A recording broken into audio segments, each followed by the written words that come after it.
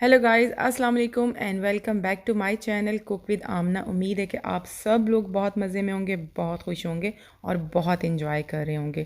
اچھا، ہم سب کے گھروں میں ڈیلی کا ایک ہی مسئلہ ہوتا ہے کہ آج کیا پکائیں آج کیا پکائیں، کیونکہ چکن بھی پکا لیں، سبزی بھی بنا لیں، چاول بھی بنا لیں تو سب لوگ بور ہی ہو جاتے ہیں۔ تو میں آج آپ کے لیے لائی ہوں ایک نئی طرح کی ریسیپی، تھوڑی سی ڈیفرنٹ ریسیپی ہے، تو گھر والوں کو یہ بہت پسند آئے گی۔ آپ اس کو ضرور ٹرائی کریں۔ آج میں بنا رہی ہوں ہرا بھرا چکن، تھوڑے سے ڈفرینٹ فلیور کے ساتھ اور تھوڑے سے ڈفرینٹ طریقے کے ساتھ۔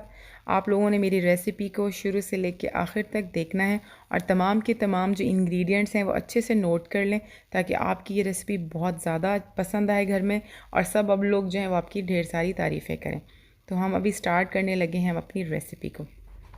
یہاں پین میں نے سب سے پہلے لیا ہے آئل 100 ml۔ اگر آپ کو آئل تھوڑا زیادہ کھانا پسند ہے تو تھوڑا سا انکریز بھی کر سکتے ہیں، اور اگر کم کھانا پسند ہے تو اس سے بھی کم کر سکتے ہیں۔ ساتھ ہی ساتھ میں یہاں پہ ڈال رہی ہوں 2 میڈیم سائز کی پیاز، جو کہ میں نے بہت باریک کاٹی ہے۔ پیاز آپ نے ہمیشہ باریک کاٹنی ہے۔ جب آپ گریوی اچھی بنانا چاہیں تو پیاز باریک کاٹیں گے تو آپ کی گریوی جو ہے وہ اچھی بنے گی۔ پیاز کو جو ہے لائٹ براؤن کر لیں گے، اور ہاں، اگر آپ کو پیاز کاٹتے ہوئے زیادہ آنکھوں میں لگتی ہے تو آپ پیاز کو تھوڑی دیر کے لیے فریج میں رکھ دیں اور اس کے بعد کاٹیں، تو انشاءاللہ آپ کو پیاز جو آنکھوں میں وہ نہیں لگے گی۔ پیاز میں نے یہاں سے نکال لی ہے، اور اس کے بعد اسی آئل کے اندر یا گھی کے اندر میں چکن کو شامل کر رہی ہوں۔ یہاں پہ میں نے لیا ہے چکن ود بونز 1 kg۔ تو آپ نے جب اس سالن کو بنانا ہے تو آپ نے ود بونز ہی بنانا ہے، ود آؤٹ بونز نہیں بنانا۔ ود آؤٹ بونز یہ اتنا مزے کا نہیں بنے گا، ود بونز یہ زیادہ مزے کا بنے گا۔ یہاں پہ میں نے چکن کو اچھے سے فرائی کرنا ہے کہ اس کا جو کلر وغیرہ ہے وہ چینج ہو جائے، اور تھوڑی بہت اگر اسمیل ہوتی ہے تو فرائنگ کے دوران وہ بالکل ٹھیک ہو جاتی ہے۔ اس کے بعد میں اس کے اندر شامل کر رہی ہوں ادرک کا پیسٹ 2 ٹی اسپون، اور ساتھ ہی ساتھ میں شامل کر رہی ہوں لہسن کا۔ لہسن کے بے پناہ فوائد ہیں۔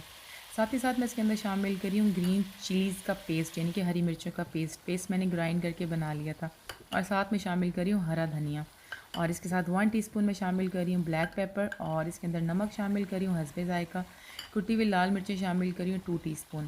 سوری، بلیک پیپر میں نے آپ کو 1 ٹی اسپون بتا دی تھی، وہ آپ نے 1 ٹیبل اسپون ڈالنی ہے، کیونکہ اس کے اندر ہم ریڈ چلی تو ڈال نہیں رہے، تو ہم نے بلیک پیپر اور گرین چلیز کے ساتھ اس کا ٹیسٹ نکالنا ہے۔ اس کے بعد اس کے اندر میں نے دہی شامل کر دی ہے، اور جیسے میں دہی شامل کروں گی تو ظاہر سی بات ہے کہ وہ تھوڑا سا پانی جو ہے وہ چھوڑ دے گی، تو اسی میں نے اپنے چکن کو گلانے نا مزید پانی نہیں ڈالنا۔ آپ یہاں پہ دیکھ سکتے ہیں کہ ببلز بننا سٹارٹ ہو گئے ہیں۔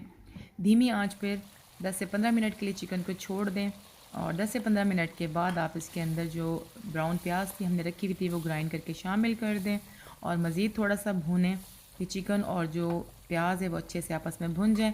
اور اس کے بعد اس کے اندر شامل کریں گے کٹی ہوئی ہری مرچیں 4 سے 5 عدد۔ اس کے بعد ہم دوبارہ تھوڑا سا بھون لیں گے، اور ہمارا جو شاندار گرین چکن ہے وہ ریڈی ہو گیا۔ دیکھا آپ نے کہ کتنی آسانی سے میں نے تیار کر لیا۔